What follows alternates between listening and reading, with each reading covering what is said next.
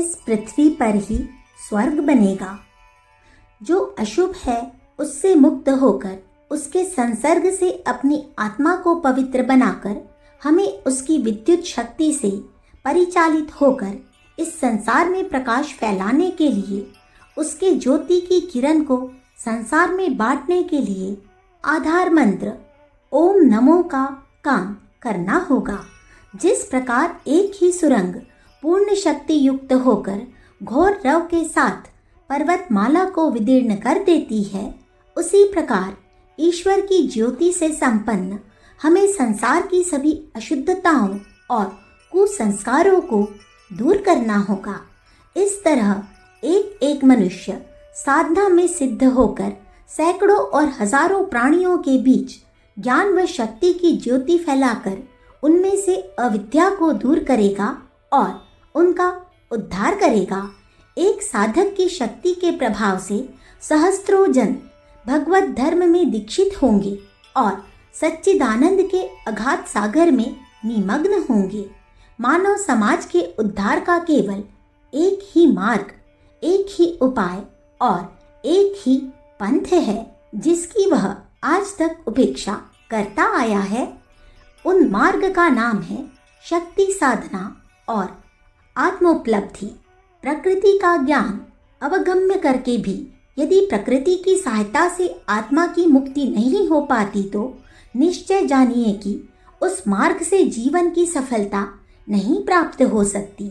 इसके लिए हमें पुनः किसी मार्ग का अनुसरण करना होगा, उसी पथ पर लौटना होगा जहाँ से हमें ईसा की पवित्रता व पूर्णता, मोहम्मद का आत्मविश्वास और आत्मसमर्पण, श्री चैतन्य देव का प्रेम व आनंद, रामकृष्ण परमहंस का संसार के सभी धर्मों का समन्वय तथा एकीकरण व अति मानव तत्व की प्राप्ति होगी। इन सब भावों को एकत्र करके एक प्रबल स्रोत बहाना होगा। पतित पावनी सकल मलहारिणी पवित्र सलीला भागीरथी गंगा की भांति नाशवान इस संसार तथा अर्धमृत इस मानव जाति के बीच में इसे प्रवाहित कर देना होगा। जिस प्रकार राजा भगीरथ विष्णुपात स्पर्श पवित्र इस गंगा के स्पर्श से अपने पितरों को मुक्त कराकर अनंत धाम में पहुंचा सके, उसी प्रकार हमें भी इस नवीन धर्म के पवित्र स्रोत को मानव जाति के बीच में प्रवाहित करके उनकी आत्मशुद्धि करके उनकी आत्म का उद्बोधन करवाएंगे। निश्चय मानो कि इस पृथ्वी पर एक पुनः स्वराज्य की स्थापना होगी, पर इतने से ही लीला का यह उद्देश्य नहीं सिद्ध हो सकता। इसी लीला के लिए ही भगवान प्रत्येक युग में अवतार ग्रहण करते हैं। वह लीला क्या है? मानव जाति को दिन प्रतिदिन शनैः शनैः उन्नति के पथ पर पहुंचाना, समुच्च की दैवी शक्ति तथा तूर्य के विपुल आनंद द्वारा मनुष्य को देवता की भांति बनाना ही इस लीला का उद्देश्य है। भगवान अनंत युग से विविध प्रकार के रूप धारण करके इस प्रकार की लीला करते आ रहे हैं।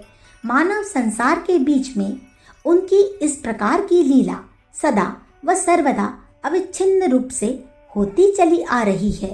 उन्होंने स्वर्ग को मर्त्य बना दिया है और इस पृथ्वी पर सहस्त्रों धारा द्वारा अमृत की वर्षा की है।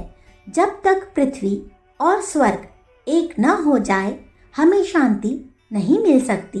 जब तक इस उद्देश्य की सिद्धि न हो जाए, हमारी साधना पूर्ण व चरितार्थ नहीं हो सकती।